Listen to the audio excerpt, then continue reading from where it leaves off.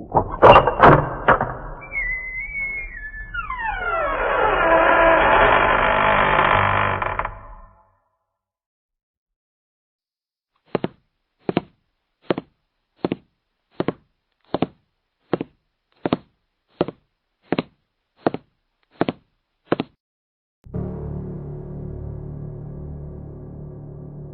sol escuro. Quanto tempo as nossas almas permaneceram nos braços da alegria eu não saberia dizer, mas subitamente eu fui despertado de minha felicidade por uma diminuição da pálida e suave claridade que iluminava o mar do sono. Olhei para o imenso globo branco, com a premonição de que problemas se aproximavam. Um de seus lados estava curvando para dentro, como se uma sombra negra e convexa estivesse passando sobre ele. Minha memória retornou. Fora assim que a escuridão chegara, antes da última vez em que nos separáramos. Olhei para meu amor, buscando entender. Com uma repentina percepção da desgraça iminente, notei o quanto ela se tornara languida e irreal, mesmo em tão breve momento. Sua voz parecia chegar-me de longe. O toque de suas mãos não era mais do que a suave pressão de uma brisa de verão, e se tornava cada vez menos perceptível. Quase a metade do imenso globo já estava encoberta. Um desespero se apoderou de mim. Ela estaria por deixar-me? Ela teria de partir, tal como tivera de partir antes? Perguntei-ei, ansiosa, receosamente, e ela se deitou mais em meu abraço, dizendo naquela estranha e distante voz que era imperativo. 207 que me deixasse, antes que o sol da escuridão como ela o chamava apagasse toda a luz. Diante de tal confirmação de meus temores, fui dominado pelo desespero e só consegui olhar, emudecido, através das calmas planícies do mar silencioso. Quão rapidamente a escuridão se espalhou sobre a face do globo branco. Mesmo assim, na verdade, o tempo deve ter sido muito longo, além da compreensão humana. Por fim, apenas um crescente de fogo pálido iluminava o mar do sono, então sombrio. Durante todo esse tempo ela me abraçara, mas com uma carícia tão suave que eu mal tinha consciência disso. Esperamos lá, juntos, ela e eu, sem nada dizer, tanta a tristeza. Na luz minguante a sua face parecia mesclar-se à penumbra da nebulosidade tardia que nos circundava. Então, quando uma estreita linha curva de luz mortiça era tudo que ainda iluminava o mar, ela me soltou empurrando-me para longe de si, ternamente. Sua voz soou em meus ouvidos: "Não posso permanecer mais, querido." E terminou em um soluço. 208 ela pareceu flutuar para longe de mim, e ficou invisível. Sua voz chegava até mim, de dentro das sombras, debilmente, parecendo vir de uma distância muito grande. Só um pouco mais e desapareceu, remotamente. Num piscar de olhos o mar do sono escureceu em uma noite. Longe, à minha esquerda, pareci ver, por um breve instante, um brilho pálido. Ele sumiu, e no mesmo instante dei-me conta de que não estava mais sobre o mar imóvel, mas outra vez suspenso no espaço infinito, com o sol verde então eclipsado por uma esfera vasta e escura aparecendo diante de mim. Totalmente confuso, contemplei quase sem enxergar o anel de chamas verdes que saltava das bordas escuras. Mesmo no caos de meus pensamentos eu me maravilhava, estupefato, com as suas formas extraordinárias. Um tumulto de questões me assaltou. Pensei mais nela, que havia recentemente visto, do que na visão que tinha diante de mim. Meu luto e pensamentos sobre o futuro me preenchiam. Estaria condenado a viver separado dela para sempre? Mesmo nos antigos dias da terra ela só fora minha por um tempo muito curto, e então me deixara, e eu temera que fosse para sempre. Desde então eu só a vira aquelas 2 vezes, sobre o mar do sono. 209 Uma sensação de mágoa feroz me preencheu, trazendo questionamentos penosos. Por que eu não pudera partir com o meu amor? Qual a razão de ficarmos separados? Por que eu tivera de esperar sozinho, enquanto ela dormitara através dos anos, no seio imóvel do mar do sono? O mar do sono. Meus pensamentos passaram, inconsequentemente, de seu caminho de amargura, a novas e desesperadas perguntas. Onde era ele? Onde estava? Eu parecia ter abandonado há pouco o meu amor em sua superfície quieta, e ele sumira completamente. Não poderia, porém, estar longe. E o globo branco que eu vira oculto nas sombras do sol da escuridão. Meu olhar repousou sobre o sol verde eclipsado. O que o eclipsara? Haveria uma vasta estrela morta orbitando-o? Seria o sol central como eu me acostumara a chamá-lo um sistema duplo? O pensamento me ocorrera, quase sem querer, mas por que não deveria ser assim? Meus pensamentos retornaram ao globo branco. Estranho que ele fosse, eu me detive. Uma ideia me ocorrera subitamente. O globo branco e o sol verde. Seriam os dois o mesmo? Minha imaginação retrocedeu e eu me lembrei do globo luminoso pelo qual eu fora tão irresistivelmente atraído. Era curioso que eu lhe tivesse esquecido, mesmo momentaneamente. Onde estavam os outros? Pensei de novo no globo em que entrara. Pensei um pouco e as coisas ficaram mais claras. Compreendi que, ao entrar naquele glóbulo impalpável, eu tinha penetrado 210 instantaneamente em alguma dimensão diferente e até então invisível. Nela o sol verde ainda estava visível, mas como uma estupenda esfera de luz branca pálida, quase como se o seu fantasma se mostrasse lá, não a sua parte material. Meditei sobre o assunto por um longo tempo. Pensei em como, ao entrar na esfera, eu perdera imediatamente de vista todas as demais. Por um período ainda maior eu continuei a revolver os diferentes detalhes que ainda tinha em mente. Meus pensamentos eventualmente se voltaram para outras coisas. Detive-me um pouco mais no presente e comecei a olhar em torno de mim, atentamente. Pela primeira vez notei que inumeráveis raios de um tom sutil de violeta cortavam em todas as direções aquela estranha semi-escuridão. Eles radiavam da borda incendiária do sol verde. Pareciam aumentar a olhos vistos, de forma que logo pareciam incontáveis. A noite foi preenchida deles que se espalhavam a partir do sol verde.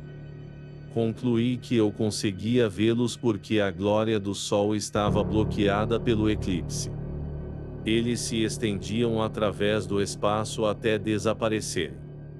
Gradualmente, enquanto eu observava, percebi que minúsculos pontos de luz intensamente brilhante cruzavam os raios.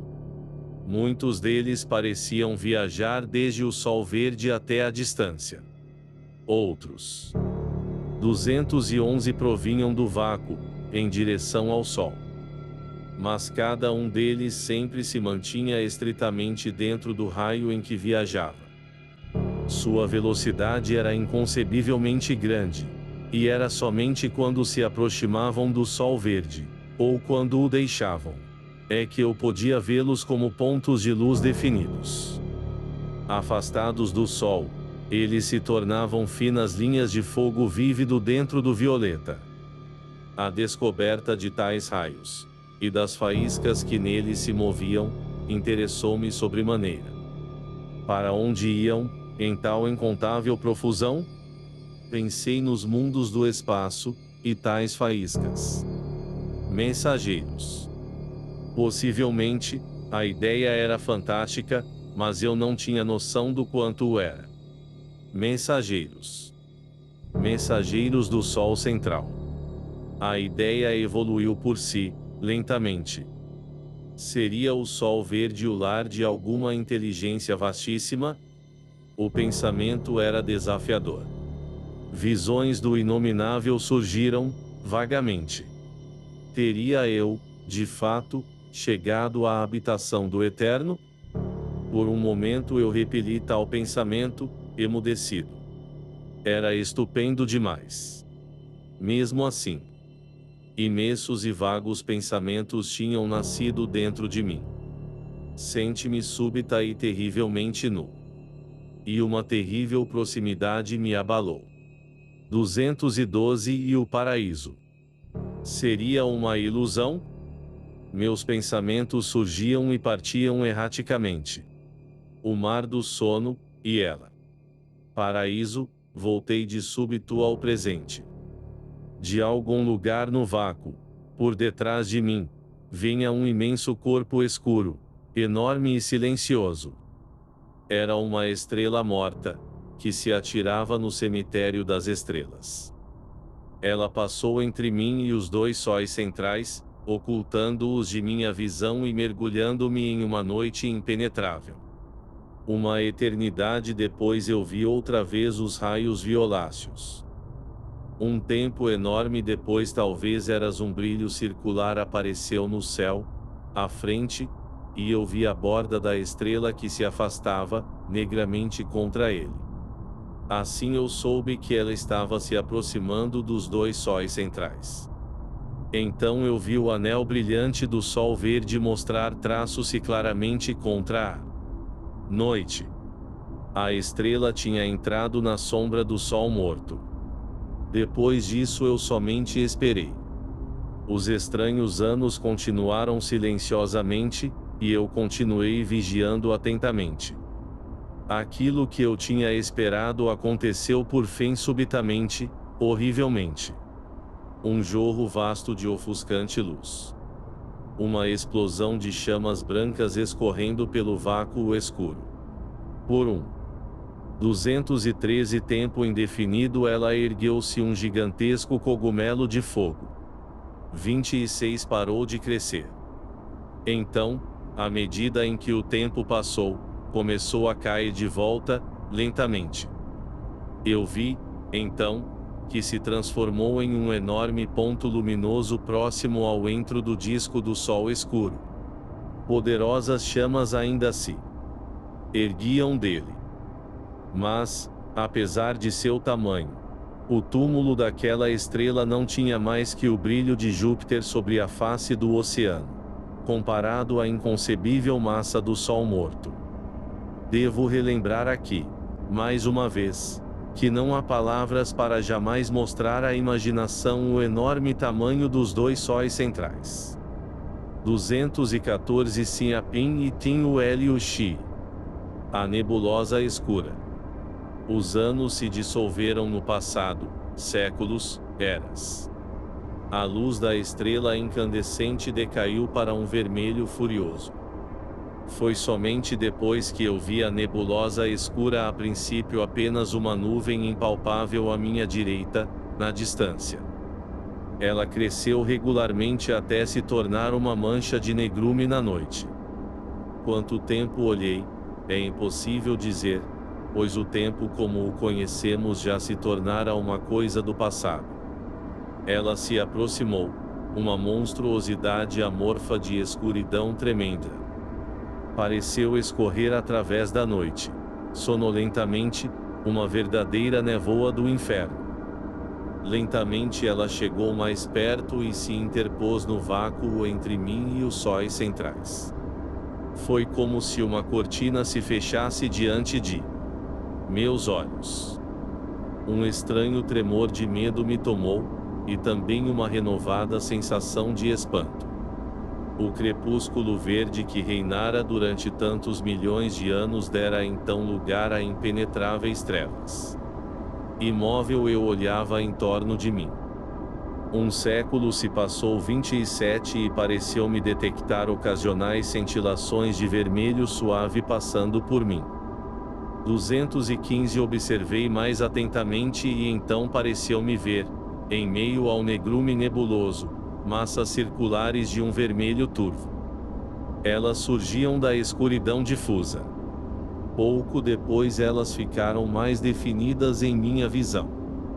Eu as pude ver, então, com certa medida de precisão, esferas encarnadas similares em tamanho aos globos luminosos que eu tinha visto tanto tempo antes.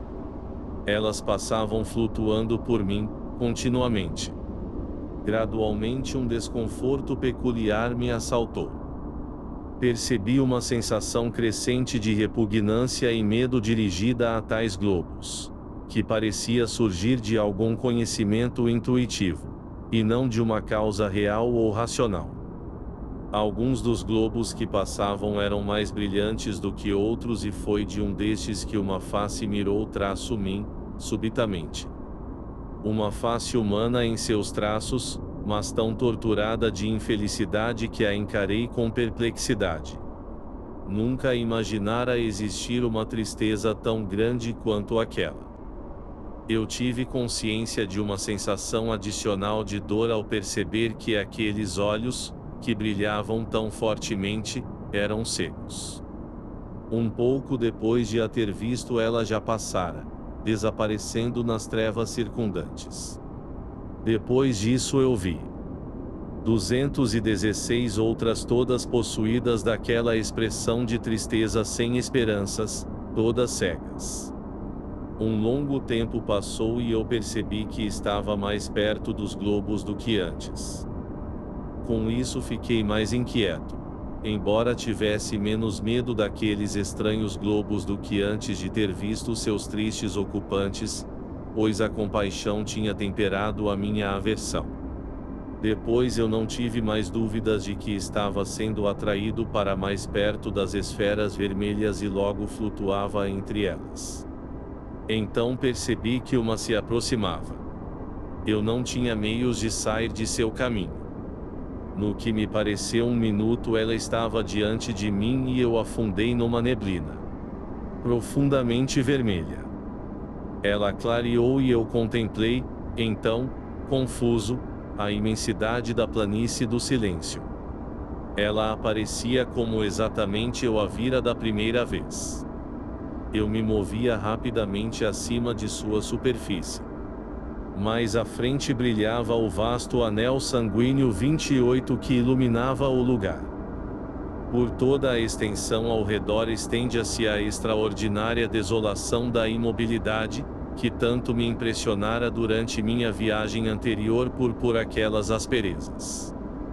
Então eu vi erguerem-se contra as trevas avermelhadas os picos distantes do imenso anfiteatro de montanhas onde 217 incontáveis eras antes me haviam sido mostrados os primeiros sinais dos terrores que há sob certas coisas, e onde, vasta e silenciosa, vigiada por 1000 deuses mudos, está a réplica desta casa de mistérios, esta casa que eu vira engolida naquele fogo infernal, quando a terra beijara o sol e desparecera para sempre. Embora eu pudesse ver os cimos do anfiteatro de montanhas, ainda tardou um longo tempo, porém, antes que as suas partes inferiores ficassem visíveis. Talvez isso fosse por causa da estranha névoa vermelha que parecia agarrada ao chão da planície. De qualquer maneira, seja como for, eu as vi enfim.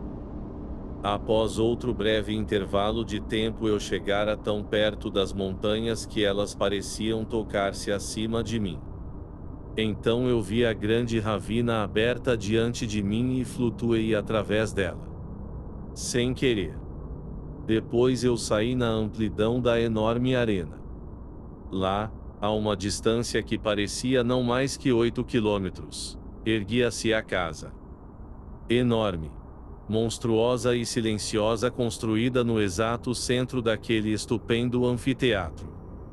Ela não tinha mudado nada, pelo que pude ver, Em vez disso, parecia que tinha sido no dia anterior que eu a vira. Ao redor, as montanhas escuras e tristes me encaravam do alto de seus sublimes silêncios. 218 ao longe, à direita, muito acima entre os picos inacessíveis, assomava o corpo enorme do grande Deus Fera. Mais acima eu via a forma horrível da pavorosa deusa, que se erguia através da vermelhidão, milhares de metros acima de mim. À esquerda eu via a monstruosa coisa sem olhos, cinzenta e inescrutável. Mais além, reclinada sobre seu leito elevado, aparecia a lívida forma vampiresca, um borrão de cor sinistra entre as montanhas. Lentamente eu atravessei a grande arena, flutuando. Ao fazê-lo eu notei as formas difusas de muitos outros horrores ocultos, que populavam aquelas alturas supremas. Gradualmente aproximei-me da casa e os meus pensamentos correram de volta através do abismo dos anos. Lembrei do temível espectro do lugar. Um breve espaço depois eu vi que estava sendo conduzido diretamente para a enorme massa do edifício silencioso. Nesse momento eu notei, de uma maneira quase indiferente, uma sensação de crescente inércia, que me impedia de sentir o medo que eu deveria sentir ao me aproximar daquele prédio assustador. Mas em vez disso o via calmamente, quase 219, como alguém que assiste uma calamidade através da fumaça de seu cachimbo. Logo me aproximara tanto da casa que podia discernir muitos de seus detalhes. Quanto mais olhava, mais eu confirmava a minha impressão anterior de sua total semelhança com esta estranha casa. Exceto pelo tamanho enorme, eu não via nada que não fosse idêntico. Subitamente fui tomado, enquanto observava, por uma sensação de grande espanto. Eu tinha chegado à parte oposta, onde a porta que dá para o meu escritório estaria situada. Lá estava, caída sobre o umbral, uma grande peça de pedra da cornija, idêntica a não ser pelo tamanho e pela cor, ao pedaço que eu derrubara em minha luta contra as criaturas do abismo. Flutuei para mais perto e meu espanto aumentou, pois notei que a porta estava parcialmente arrebentada nas dobradiças, precisamente da maneira que a porta do meu escritório fora forçada pelo assalto das coisas suínas. Tal visão iniciou uma cadeia de pensamentos e comecei a pensar, vagamente, que o ataque a esta casa 220 poderia ter tido um significado muito mais profundo do que até então eu imaginara. Lembrei como, muito antes, nos velhos dias da Terra, eu tinha meio que suspeitado que, de uma forma inexplicável, esta casa em que eu vivo estaria em conexão, para usar um termo conhecido, com esta outra tremenda estrutura, na distante névoa da incomensurável planície. Naquele momento, porém, começou a ser-me revelado que eu tinha apenas vagamente concebido o que significava realmente o que eu suspeitara. Comecei a entender com uma clareza sobre-humana, que o ataque que repelira estava, de uma maneira extraordinária, conectado ao ataque àquele estranho edifício. Com uma curiosa falta de sequência, os meus pensamentos abruptamente abandonaram o assunto e se dirigiram ao material peculiar de que a casa era construída. Ela possuía, como já mencionei antes, uma cor verde escura. Mas agora que eu estava tão perto dela, eu percebia que essa cor flutuava às vezes, embora levemente, brilhando e se apagando, mais ou menos como pó de fósforo quando esfregado contra as mãos, no escuro. Então a minha atenção foi distraída disso ao chegar à grande entrada. Ali, pela primeira vez eu tive medo, pois de uma vez as 221 grandes portas se abriram e eu flutuei por entre elas, sem querer. Dentro estava tudo muito escuro, impalpável. Em um instante eu cruzara o umbral e as grandes portas se fecharam silenciosamente, fechando-me dentro daquele lugar sem luz. Por um momento eu pareci flutuar imóvel, suspenso na escuridão. Então eu percebi que estava me movendo outra vez, embora não pudesse dizer para onde. Subitamente, muito abaixo de mim, pareceu-me ouvir o murmúrio ruidoso de muitas risadas suínas. Elas desapareceram lentamente, e o silêncio subsquete parecia pegajoso de horror. Então uma porta se abriu à frente, em algum lugar, e uma névoa de luz branca filtrou-se através dela e eu flutuei lentamente para dentro de um cômodo que me parecia estranhamente familiar. Subitamente ouvi o ruído desconcertado de um grito alto, que me ensurdeceu. Eu vi uma quantidade de coisas borradas, oscilando como labaredas diante de meus olhos. Meus sentidos estiveram confusos pelo que pareceu um momento eterno. Então minha capacidade de enxergar retornou. A sensação de perplexidade e tontura tinha passado, e eu podia ver claramente.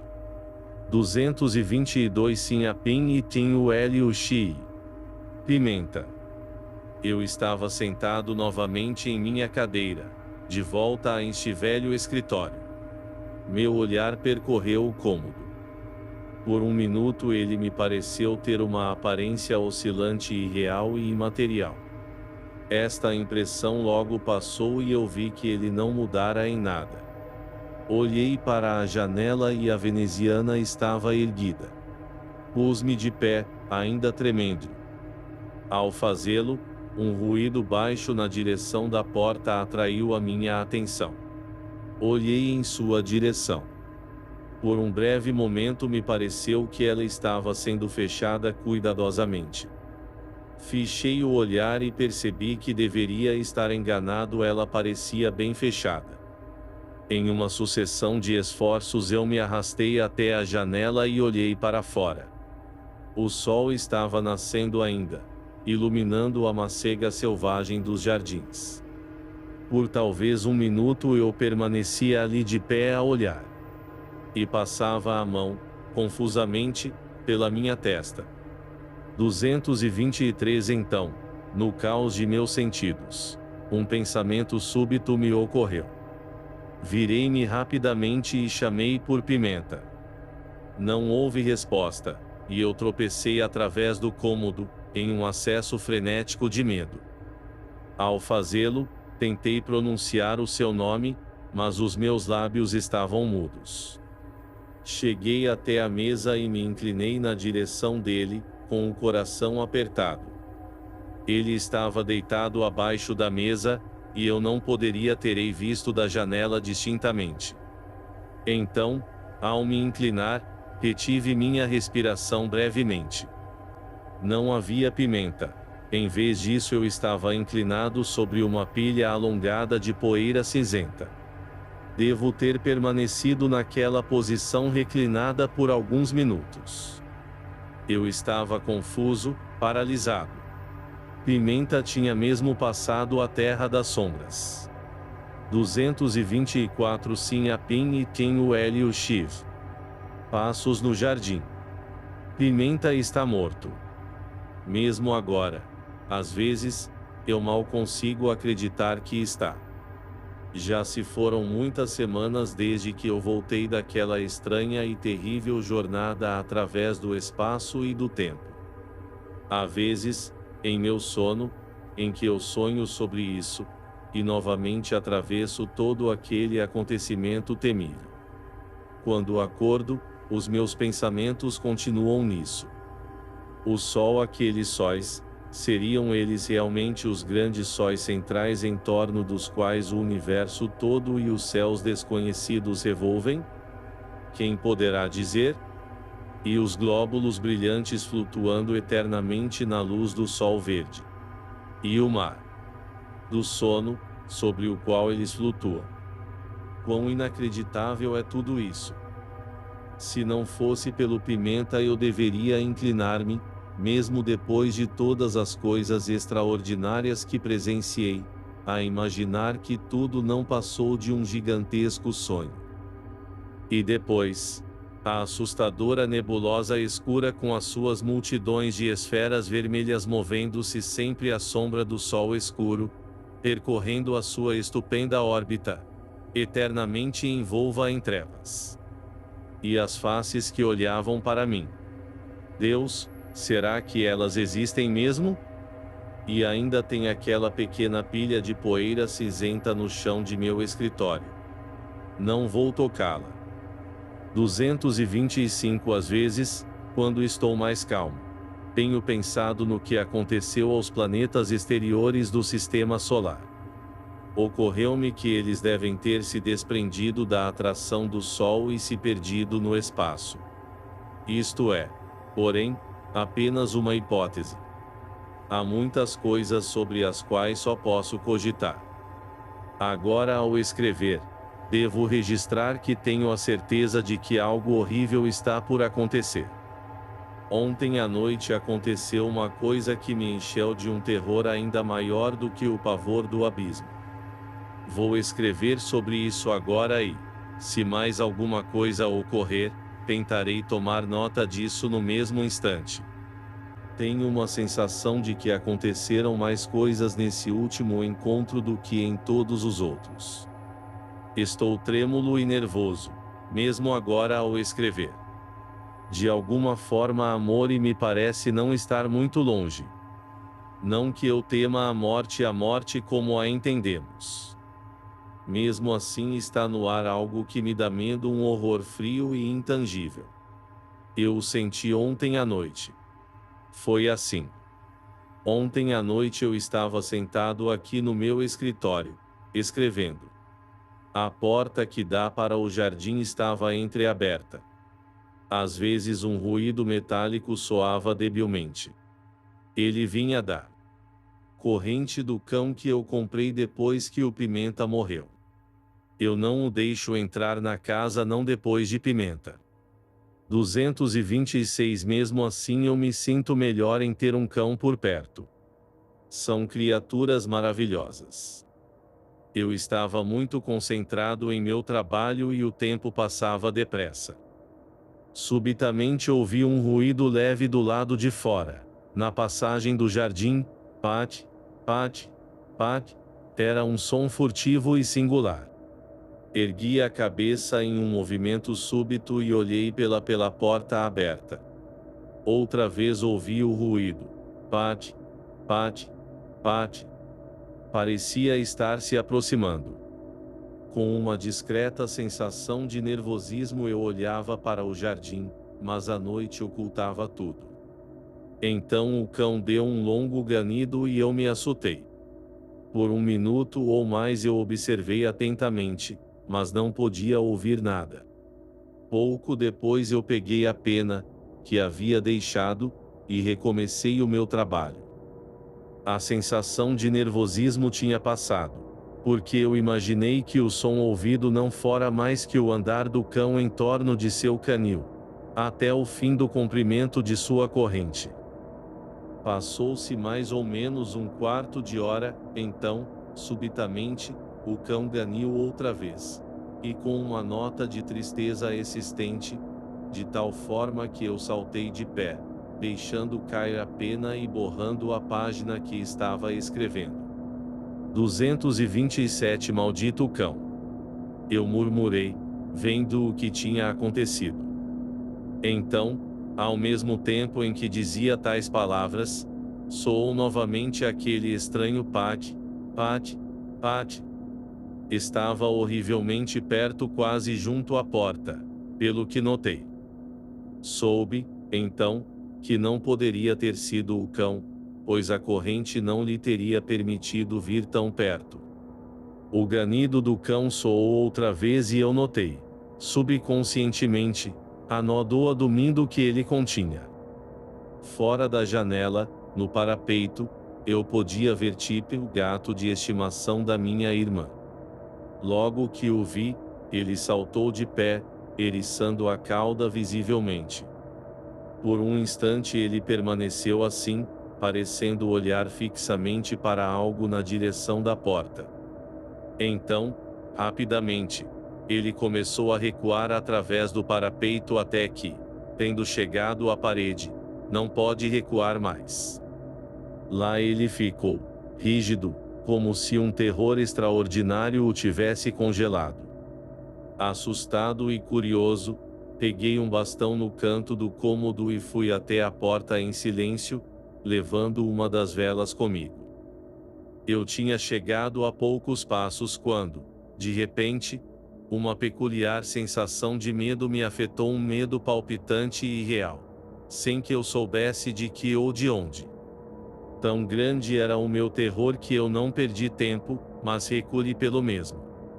228 Caminho, andando de costas e mantendo meu olhar cheio de medo fixo à porta. Gostaria muito de ter ido até lá fechá-la e cerrar a tranca, pois a mandei consertar e reforçar de tal maneira que ela ficou mais forte do que antes. Tal como o Chip, no entanto, eu continuei meu recuo inconsciente até que a parede me parasse. Quando isso ocorreu, comecei a olhar em volta apreensivamente. Nisso meus olhos pararam, momentaneamente, sobre a prateleira de armas de fogo e eu dei um passo na direção dela. Mas parei, com a estranha reflexão de que elas seriam desnecessárias. Lá fora, no jardim, o cão gania estranhamente. Subitamente ouvi o guincho feroz e prolongado do gato. Com um sobressalto, olhei em sua direção. Algo luminoso e fantasmagórico o envolvia, e crescia em minha visão. Aquilo tomou a forma de uma mão brilhante e transparente, com uma chama esverdeada e bruxuleante luzendo em torno de si. O gato deu um último e horrível ronronado e eu o vi queimar e soltar fumaça. Minha respiração saiu com um esgasgo e eu me apoiei contra a parede. Aquela parte da janela ficou coberta por uma mancha verde e fantástica, que escondia a coisa de mim, embora o brilho do fogo a atravessasse fracamente. Um fedor de queimado penetrou o cômodo. 229 Pat, alguma coisa passou pelo trilho no jardim e um odor leve de mofo pareceu entrar pela porta aberta e mesclar-se ao cheiro de queimado. O cão tinha estado silencioso por alguns momentos. Então o ouvi uivar agudamente, como se sentisse dor. Então ele ficou quieto, exceto por um gemido ocasional de medo contido. Um minuto se passou e então o portão do lado oeste do jardim bateu à distância. Depois disso, nada mais, nem mesmo o lamento do cão. Eu devo ter estado parado por alguns minutos. Então um fragmento de coragem invadiu meu coração e eu corri receosamente até a porta, encostei-a e passei o ferrolho. Depois disso, por uma hora inteira, fiquei sentado, inerme, olhando rigidamente para o nada. Lentamente a vida me voltou e eu tomei meu caminho, cambaleando, em direção à cama, no andar de cima. Isto foi tudo. 230 Sinapim e Tinho Hélio XXV. A coisa da arena. Hoje sendo eu fui ao jardim, mas achei tudo normal. Próximo à porta eu examinei o trilho, buscando pegadas. Mas, outra vez, não havia nada que me sugerisse se eu tinha ou não sonhado aquilo tudo ontem à noite. Foi só quando fui ter com o cão que eu descobri provas tangíveis de que algo havia de fato acontecido.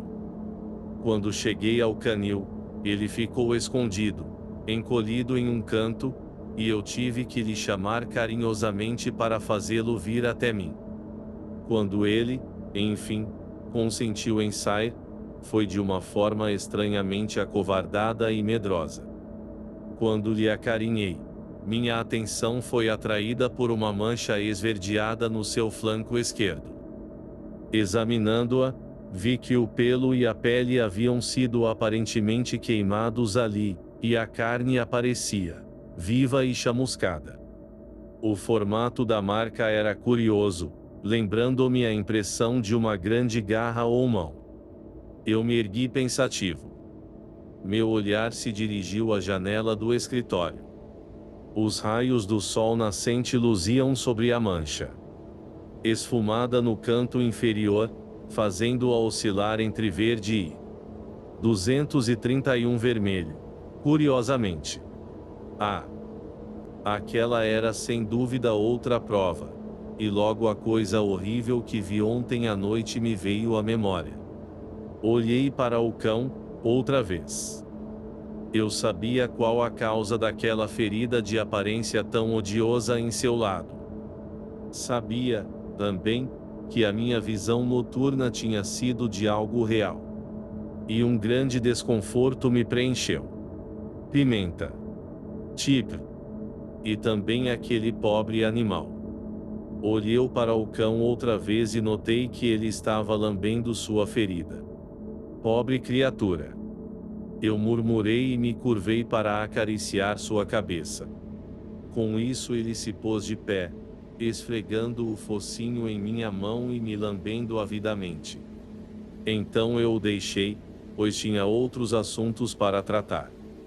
Depois do jantar fui vê-lo outra vez. Ele parecia quieto e indisposto para sair do canil. Pela minha irmã soube que tinha se recusado a comer o dia todo. Ela parecia um tanto confusa ao me dizer isso, embora não fizesse ideia de nada que lhe desse motivo para ter receio. O dia passou, quase sossegado. Depois do chá eu saí outra vez para dar uma olhada no cão. Ele parecia triste e algo inquieto, mas insistia em ficar no canil. Antes de trancar as portas para a 232 noite eu mudei o canil de lugar, para longe da parede, de forma que eu pudesse vê-lo da janela durante a noite. Pensei até em trazê-lo para dentro de casa para passar a noite, mas o respeito me fez deixá-lo fora. Não posso dizer, aliás, que esta casa seja menos temível do que o jardim. Pimenta estava dentro de casa, e mesmo assim. Agora são 2 da manhã. Desde as 8 eu vigiei o canil a partir da pequena janela lateral do escritório.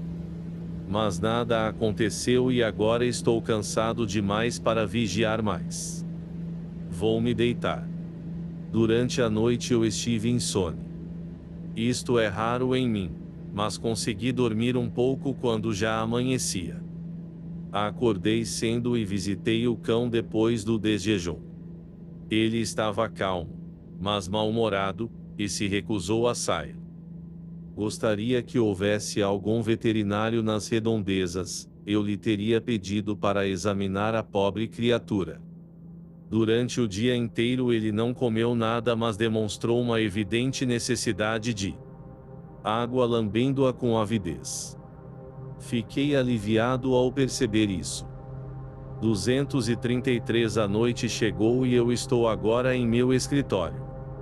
Eu quero seguir o meu plano de ontem à noite e observar o canil. A porta que dá para o jardim está trancada e bloqueada. Estou decididamente feliz por haver grades nas janelas. Noite, meia-noite já se foi. O cão estava silencioso até agora. Através da janela lateral, à minha esquerda, eu posso ver vagamente os contornos do canil. Pela primeira vez o cão se mexeu. Ouvi o retinir de sua corrente. Olhei para fora rapidamente.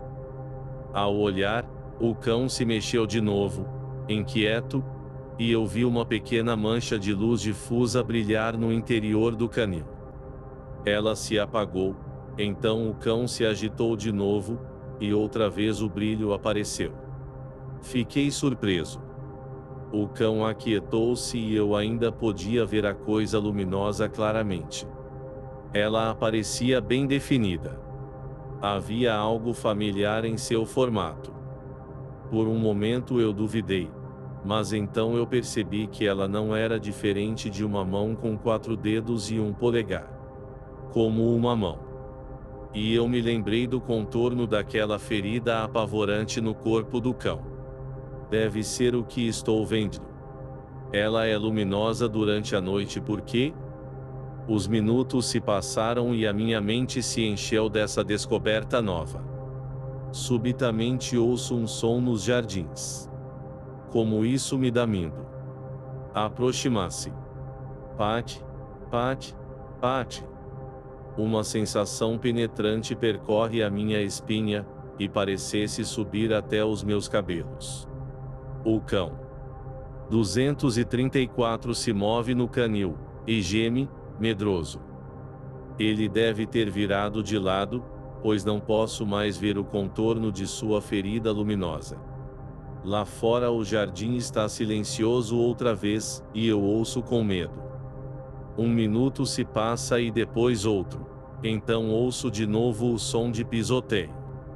Ele está bem próximo, e parece vir descendo pelo trilho de cascalho. O ruído é curiosamente medido e deliberado. Ele para junto à porta e eu me ponho de pé e fico imóvel. Da porta me vem um som muito leve, a aldrava é lentamente erguida. Um ruído musical fica em meus ouvidos e sinto uma pressão em torno da cabeça. A aldrava cai, com um estalo forte, sobre seu suporte. O barulho me assusta de novo, provocando horrivelmente os meus nervos tensos. Depois disso eu fico por um bom tempo em meio a uma quietude crescente. De repente os meus joelhos começam a tremer e logo tenho que me sentar. Um período indefinido de tempo passa e gradualmente eu começo a perder o sentimento de terror que me possui. Mas ainda fico sentado. Pareço ter perdido a capacidade de me mover. Estou estranhamente cansado, e tentado a cochilar. Meus olhos se fecham e abrem e então eu me vejo adormecendo e acordando uma vez e outra. 235 Só um bom tempo depois que eu percebo que uma das velas está chegando ao fim. Quando acordo de novo ela já se apagou, deixando o cômodo na penumbra, à luz da única chama restante. A escuridão parcial me perturba pouco. Eu perdi aquela horrível sensação de terror e meu único desejo parece ser o de dormir, dormir. Então, mesmo sem ouvir ruído algum, fico acordado, bem acordado. Tenho a aguda noção da proximidade de um mistério, de uma presença poderosa.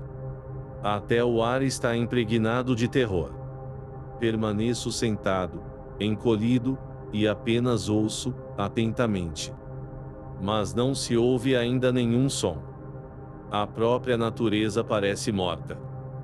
Então a imobilidade opressiva é quebrada pelo uivo sobrenatural do vento, que sopra em torno da casa e desaparece na distância. Deixo meu olhar percorrer o cômodo mal iluminado. Próximo ao grande relógio no canto oposto está uma sombra alta e escura. Por um curto instante eu a encaro assustado. Então vejo que não é nada e fico momentaneamente aliviado. Nos minutos a seguir, a ideia me passa através do cérebro: por que não deixar esta casa de mistério e de terror? 236 Então, como em resposta, percorri minha mente a visão do maravilhoso mar do sono. O mar do sono onde ela e eu pudemos nos encontrar depois de anos de separação. Percebo então que preciso ficar aqui, seja o que for que me aconteça. Através da janela lateral eu noto o sombrio negrume da noite. Minha visão percorre os arredores do cômodo, parando um pouco na sombra de cada objeto. Subitamente eu me viro e olho pela janela à minha direita. E ao fazê-lo respiro rápido e me inclino para a frente, com um olhar cheio de medo por algo que está fora da janela, mas muito perto da grade. Eu vejo uma vasta e vaga face suína, acima da qual flutua uma chama coruscante de cor esverdeada. É a coisa da arena. A boca tremula parece gotejar continuamente uma baba fosforescente. Os olhos estão mirando diretamente para dentro, com uma expressão inescrutável. Assim eu fico, rígido, congelado. A coisa começou a mover-se. Ela se volta lentamente em minha direção. Sua face gira para encontrar-me. Ela me vê.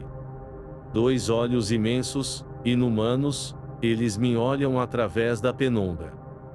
Estou frio de medo, mas mesmo assim permaneço consciente e noto, de uma forma quase casual, que as estrelas à distância são eclipsadas pela massa daquele rosto gigantesco.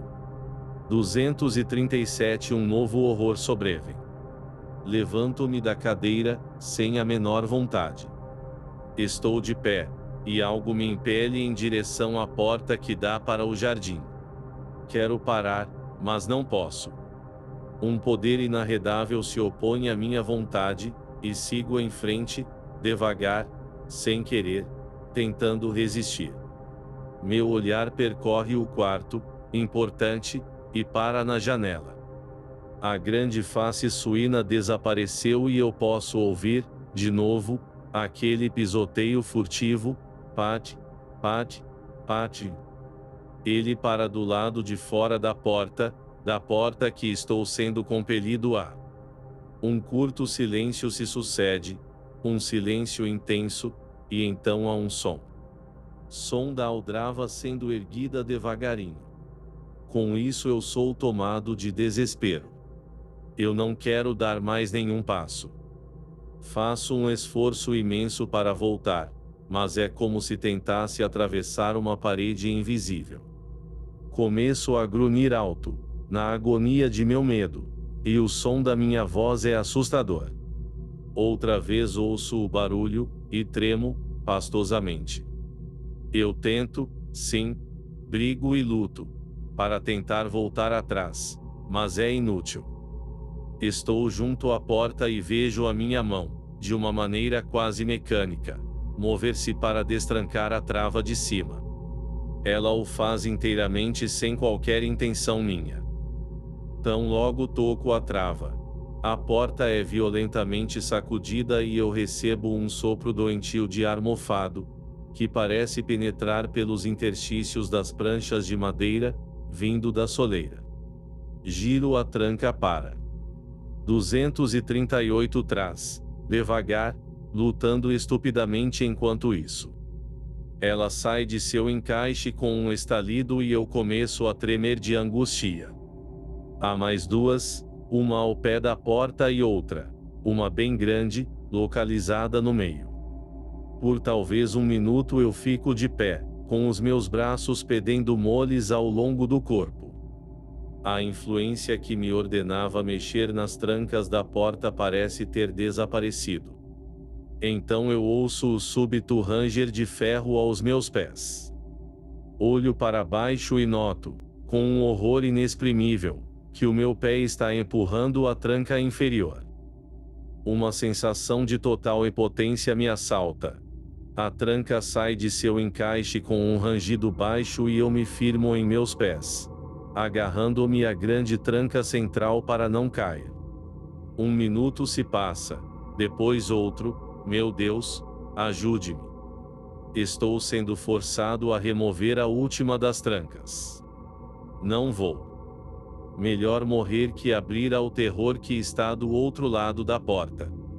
Não haverá escapatória? Deus me ajude. Eu já puxei a tranca pela metade para fora do encaixe. Meus lábios emitem um grito rouco de terror. A tranca já percorreu 3/4 do encaixe e a minha mão inconsciente ainda trabalha pela minha danação. Restando apenas uma fração de aço entre a minha alma e aquilo. 2 vezes eu grito na suprema agonia de meu medo e então, com um esforço louco, arranco minhas mãos da tranca. Meus olhos parecem não ver. Uma grande escuridão me 239 envolve. A natureza veio ao meu socorro. Sinto meus joelhos falhando. Há um ruído alto de alguma coisa. Caindo, caindo, sou eu. Devo ter ficado desmaiado lá por pelo menos um par de horas. Quando me recupero, percebo que a outra vela já se queimou também, e que o cômodo está em quase total escuridão. Não posso pôr-me de pé, porque estou enregelado e tomado por terríveis câimbras. Mas o meu cérebro está limpo. Não há mais nele o peso daquela influência maligna. Cautelosamente eu me punho de joelhos e procuro a tranca central. Logo a encontro e a punho de volta em segurança, depois a que fica embaixo também. Já então sou capaz de me erguer e assim consigo trancar também a de cima. Depois disso eu me punho sobre meus joelhos outra vez e rastejo por entre os móveis na direção da escadaria. Ao fazer isso, furtou-me a observação da janela. Chego à porta oposta e, ao deixar o escritório, dou uma olhadela nervosa por cima de meus ombros, em direção à janela. Lá fora, na noite, parece-me ver de soslaio alguma coisa. 240 é impalpável, mas pode ser somente uma impressão. Então eu chego ao corredor e à escadaria. Chegando ao meu quarto de dormir, trimpo na minha cama, todo vestido como ainda estou, e puxo os cobertores. Então, depois de um longo tempo, começo a recuperar a minha autoconfiança. É impossível dormir, mas me sinto bem pelo calor das cobertas. Então começo a tentar pensar sobre as coisas da noite passada, mas, embora não consiga dormir, vejo que é impossível. Não dá para obter pensamentos conectados. Minha mente parece estranhamente vazia. Com a proximidade da manhã eu começo a me virar na cama, agitado. Não consigo descansar e logo saio do leito e piso no chão. O amanhecer de inverno começa a entrar pelas janelas e a mostrar o precário conforto deste velho quarto. Estranhamente, após tantos anos, nunca me ocorrera o quanto esse lugar é lúgubre. E assim o tempo passa, e amanhece. De algum lugar lá embaixo sobe-me um som. Vou até a porta do quarto e ouço. É Mary, mexendo na grande e velha cozinha, preparando o desjejum. Sinto-me pouco interessado. Não tenho fome. Meus pensamentos, porém, continuam fixos nela. Quão pouco os acontecimentos estranhos desta casa parecem afetá-la. Exceto pelo incidente com as criaturas do abismo, ela. 241 parece sempre inconsciente de qualquer coisa incomum acontecendo. Ela é velha, como eu, mas nós temos muito pouco a ver um com o outro. Será porque temos tão pouco em comum, ou porque, sendo velhos, nos preocupamos menos com companhia do que com silêncio? Estes e outros temas me passam pela cabeça enquanto medito, e ajudam-me a distrair a atenção, por um momento, dos pensamentos opressivos sobre a noite. Depois de um tempo eu vou até a janela e abro, olho para fora. O sol está acima do horizonte e o ar, embora frio, está suave e limpo. Gradualmente o meu cérebro se desanuvia e uma sensação de segurança provisória me atinge. Algo mais alegre. Desço as escadas e saio ao quintal para ver o cão. Ao me aproximar do canil, encontro o mesmo fedor de mofo que me assaltara junto à porta na noite anterior. Superando um medo momentâneo, chamo pelo cão, mas ele não atende e então, depois de chamar outra vez, jogo um pedregulho dentro do canil. Com isso ele se mexe, debilmente, e eu grito o seu nome de novo, mas não me aproximo. Então minha irmã sai e se junta ao meu esforço para atraí-lo para fora do canil. 242 Em um instante o pobre bicho se ergue e manctola titubeantemente. À luz do dia ele fica de pé oscilando de um lado para o outro e piscando os olhos estupidamente. Noto ao olhar que a horrível ferida está maior, muito maior, e parece ter uma aparência esbranquiçada, de micose.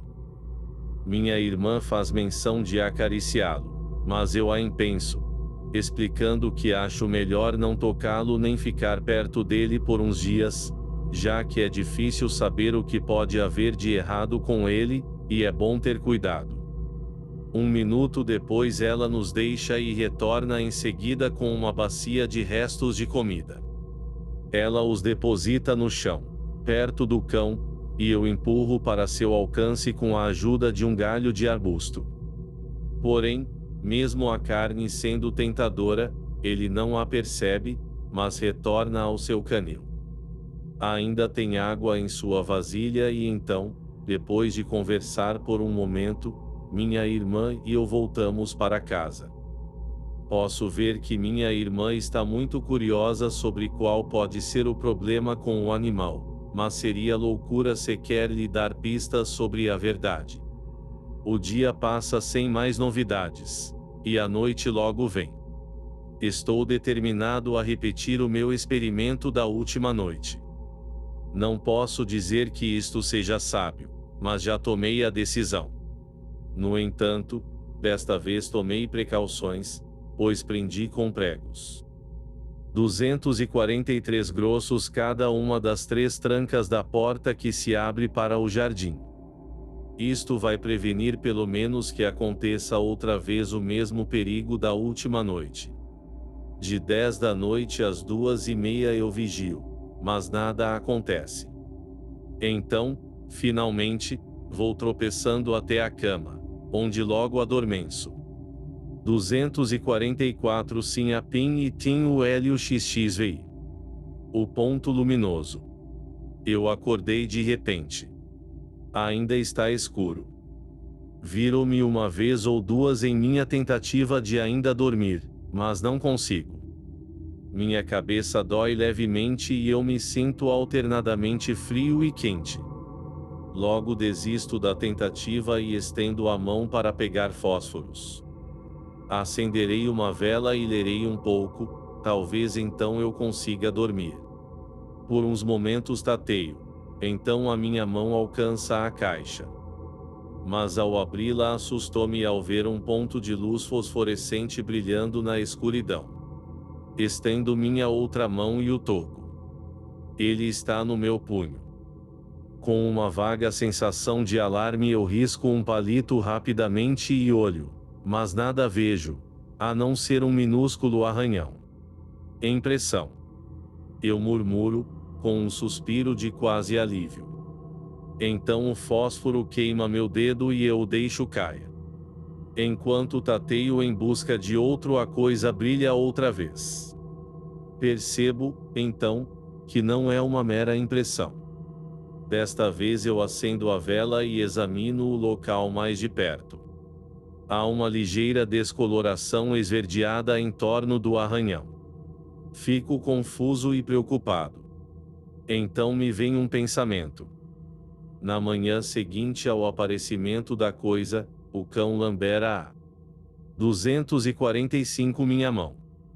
Foi esta mão que tem o arranhão, embora não tenha tomado consciência desta profanação até agora. Um medo horrível está em mim. Ele se arrasta até meu cérebro. A ferida do cão brilha à noite. Com uma sensação de estupor eu me sinto de lado na cama e tento pensar, mas não posso. Minha mente parece entorpecida pelo horror total desta nova descoberta. O tempo passa, sem que eu perceba. Uma vez me ergo e tento me convencer de que estou enganado, mas é inútil. Em meu coração não resta a menor dúvida. Hora após hora eu permaneço sentado e em silêncio, e tremo é potente. O dia chegou, passou, e é noite outra vez. Pela manhã eu matei o cachorro e o enterrei ao longe entre os arbustos. Minha irmã está assustada e cheia de medo, mas eu estou desesperado. Além do mais, é melhor assim. Aquela intumescência imunda havia quase coberto o seu lado esquerdo. Quanto a mim, o lugar no meu punho cresceu visivelmente. Várias vezes eu me peguei murmurando orações, pequenos trechos aprendidos quando eu era criança. Deus, Todo-Poderoso Deus, ajudai-me. Acho que enlouquecerei. 246 a 6 dias que nada como. É noite. Estou sentado outra vez em minha poltrona. Ah, Deus! Será que alguém já sentiu o horror que encontrei em minha vida? Estou envolvido pelo terror. Sinto continuamente o ardor desta infestação maldita. Ela já cobriu todo o meu lado direito, braço e tronco, e já começa a chegar ao meu pescoço. Amanhã terá chegado à minha face e eu serei uma massa terrível de vida corrupta. Não há escapatória. Porém, um pensamento me ocorreu ao ver a prateleira de armas do outro lado do cômodo. Tenho olhado de novo, com o mais estranho dos sentimentos. A ideia fica mais forte em mim. Deus, tu sabes, tu deves saber, que a morte é melhor. É, melhor 1000 vezes do que isto. Isto. Jesus me perdoe, mas eu não posso viver. Não devo ousar viver. Estou além de toda ajuda. Nada mais resta a fazer. Pelo menos me pouparei do horror final. Acho que cochilei. Estou muito fraco e muito melancólico, tão melancólico e cansado. O crepitar desta folha de papel irrita o meu cérebro. Minha audição parece sobrenaturalmente aguda. Vou me sentar um pouco para refletir. Silêncio. Ouço algo, lá embaixo, nos porões. É um rangido alto. Meu Deus! Estão abrindo o grande alçapão de carvalho. O que estará fazendo isso? O arrastar da pena me ensurdece. 247 Mas tenho de ouvir. Ouço passos na escada. Estranhos passos de patas, que se aproximam, sobem. Jesus, tenha misericórdia de mim, um velho. Algo está apalpando a maçaneta da porta. Oh, Deus! Ajude-me agora. Jesus, a porta está se abrindo, devagar. Algo. E isto é tudo. 29. Capítulo 27 Conclusão. Pus de lado o manuscrito e olhei para o Tonison. Ele estava sentado, contemplando a escuridão. Esperei um minuto e então falei. Então? Ele olhou para mim lentamente. Seus olhos pareciam voltar de uma imensa distância. Ele estava louco? Perguntei, indicando o manuscrito com o queixo. 248 Tonison me encarou, distraído. Por um momento e então sua concentração retornou. Ele compreendeu subitamente o meu questionamento. Não, ele disse. Abri os lábios para oferecer uma opinião contraditória, pois o meu senso de sanidade nas coisas não me permitiria aceitar o relato literalmente. Então cerrei-os de novo, sem nada ter dito. De alguma maneira, a certeza na voz de Tonison afetara minhas dúvidas. Senti, subitamente, que tinha menos certezas, embora ainda não estivesse convencido. Depois de uns momentos de silêncio, Tonison se levantou, rígido, e começou a despir-se. Ele parecia pouco inclinado à conversa, então eu não disse nada, e segui seu exemplo. Eu estava cansado, embora ainda estivesse com a cabeça cheia da história que havia acabado de ler. De alguma maneira, quando eu me enfiei nos cobertores, Voltou-me à mente a lembrança dos velhos jardins, tal como os havíamos visto. Lembrei do estranho receio que o lugar tinha causado aos nossos corações e logo percebi, com toda a convicção, que Tonison estava certo. 249 Acordamos muito tarde, quase ao meio-dia, pois a maior parte da noite havíamos passado lendo o manuscrito. Tonison estava mal-humorado e eu me sentia meio desconexo. Foi um dia meio lúgubre, com um toque de friagem no ar. Nem pensamos em sair para pescar. Comemos e depois ficamos fumando em silêncio. Então Tonison me pediu o manuscrito. Eu o entreguei e ele passou a maior parte da tarde lendo-o sozinho. Enquanto ele se ocupava disso, um pensamento me veio. O que você me diz de dar uma outra olhada no... E indiquei o rio acima com o queixo. Tonison ergueu os olhos. Nada. Ele disse, abruptamente, e eu fiquei mais aliviado do que ofendido por sua resposta. Depois disso eu o deixei sozinho. Pouco antes da hora do chá ele me procurou. 250 Desculpe, velho amigo. Se eu fui um pouco grosso com você agora há pouco, ele disse. Mas tínhamos ficado sem nos falarmos por mais de 3 horas, mas eu não volto lá de novo e ele indicou onde com a cabeça por nada que você possa me oferecer. Argue. E ele parou de falar na história de terror, esperança e desespero daquele homem. Na manhã seguinte acordamos cedo e fomos nadar como de costume. Tínhamos em parte esquecido a depressão do dia anterior e então pegamos nossas varas depois do desjejum e passamos o dia em nosso esporte favorito. Depois desse dia nós aproveitamos nossas férias ao máximo. Embora ansiosos pelo momento em que o cocheiro viria nos buscar. Pois estávamos ambos tremendamente ansiosos para perguntar e através dele perguntar às pessoas do vilarejo. Se alguém poderia nos dar alguma informação sobre o estranho jardim que jazia esquecido no coração daquele pedaço quase desconhecido do país. Por fim chegou o dia em que esperávamos que o cocheiro viria buscar-nos.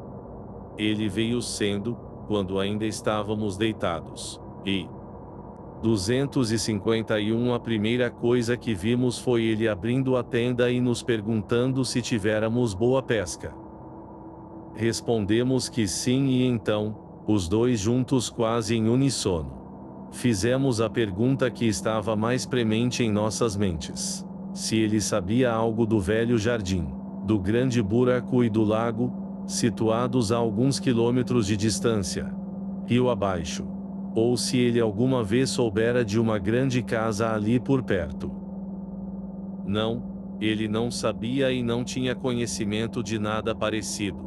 Mas ele ouvira um rumor, muito tempo antes, sobre uma grande e velha casa isolada nos campos selvagens. Mas se ele se lembrava bem, era um lugar deixado para as fadas, ou se não fosse assim, ele tinha pelo menos a certeza de que havia algo estranho a respeito dele e, de qualquer maneira, ele não ouvia mais nada sobre isso há muito tempo, pelo menos não desde seus dias de pirralho. Não. Ele não se lembrava de nada em particular sobre o lugar e, de fato, ele não se lembrava de nada, nada mesmo, antes que nós lhe perguntássemos. Veja então, disse Tonison. Ao ver que isso era tudo o que ele podia nos dizer, se pode dar uma passada no povoado, enquanto nos vestimos, e descobrir alguma coisa. 252 Com uma saudação enigmática o homem saiu em sua busca. Enquanto nos apressávamos em vestir nossas roupas. Depois do que começamos a preparar o desjejum. Estávamos ainda começando a comer quando ele retornou. Tão tudo na cama os preguiçoso, Sor, ele disse, com uma repetição da saudação e um olho guloso sobre as coisas que tínhamos disposto sobre o cesto de provisões que usávamos como mesa. Ah, bem, Sete-se então respondeu meu amigo e coma alguma coisa aqui conosco o que o homem fez sem mais demora. Depois do desjejum, Tonison mandou ir de novo na mesma busca, enquanto descansávamos e fumávamos. Ele ficou fora por 3/4 e quando voltou era evidente que ele tinha descoberto alguma coisa. Ele parecia ter conversado com um velho do povoado que, provavelmente, sabia mais sobre a estranha casa do que qualquer pessoa viva, embora ainda fosse pouco. 253 A substância desse conhecimento era que na juventude do velhote, e só Deus sabe há quanto tempo foi isso, havia uma grande casa no centro dos jardins, onde hoje só resta aquele fragmento de ruína. Tal casa estivera vazia por muito tempo, desde muito antes do nascimento do velhote. Era um lugar evitado pela gente do povoado, tal como fora evitado por seus pais antes deles. Muitas eram as coisas ditas sobre ele, e todas eram más. Ninguém jamais se aproximara de lá, nem de dia e nem de noite. Para a gente do povoado, a casa era sinônima de tudo que fosse ímpio e horrível. E então, um dia, veio um homem, um estrangeiro, que passou a cavalo pelo povoado e se dirigiu ao rio, na direção da casa, tal como a gente de lá a chamava. Algumas horas depois ele cavalgou de volta, seguindo a trilha pela qual viera, na direção de Ardra. Então, por 3 meses ou mais, nada se ouviu falar. Ao fim desse tempo ele reapareceu, mas estava acompanhado de uma senhora idosa e de um grande número de burros, carregados de vários artigos. Eles passaram pelo povoado sem parar, e foram direto para a margem do rio, na direção da casa. Desde então ninguém viu ou ouviu falar dos dois, a não ser o homem que tinham contratado para trazer suprimentos. 254 mensais de Ardra.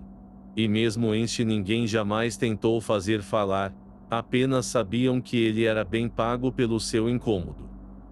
Os anos se passaram sem grandes novidades no pequeno povoado, com o homem fazendo suas viagens mensais, regularmente. Um dia ele apareceu como de costume em seu trajeto. Ele tinha passado pelo povoado sem fazer mais que um gesto rude aos habitantes e se dirigido à casa. Normalmente ele só teria voltado à noite.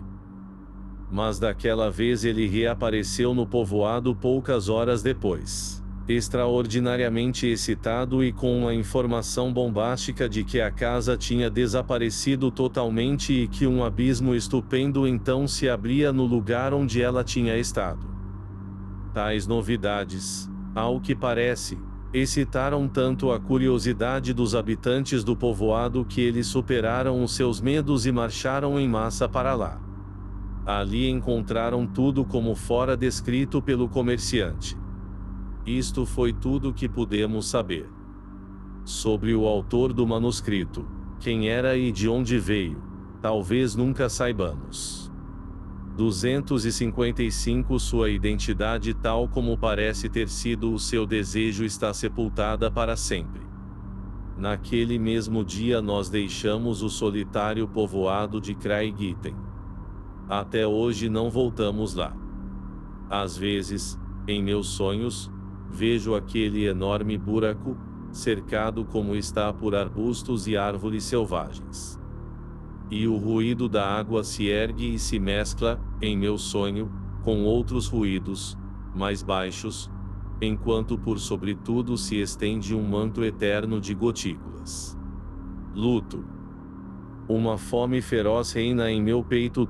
Eu não sonhara que todo esse mundo, esmagado nas mãos de Deus, ainda traria tão amarga essência de inquietude, tanta dor quanto a tristeza arrancou de seu terrível coração, destrancado.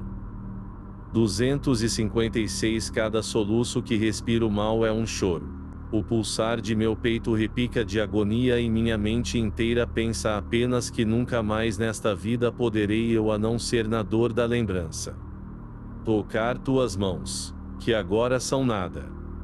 Por todo o vácuo da noite eu procuro, estupidamente gritando por ti. Mas tu não estás, e o trono vasto das trevas torna-se a estupenda igreja. Com sinos de estrelas que repicam em mim que sou, de todo o universo, o mais só. Esfomeado, me arrasto para as margens, talvez algum conforto me aguarde. No coração eterno do antigo oceano. Mas eis que da profundeza solene distantes vozes saídas do mistério. Parecem perguntar-me por que nos separamos. Aonde quer que eu vá estarei sempre só, eu que tive através de ti todo o mundo. Meu peito é uma imensa chaga viva. Para onde o vazio da vida é jogado. 257 Porque quem eu tive agora foi-se para onde tudo é nada, e nunca retorna.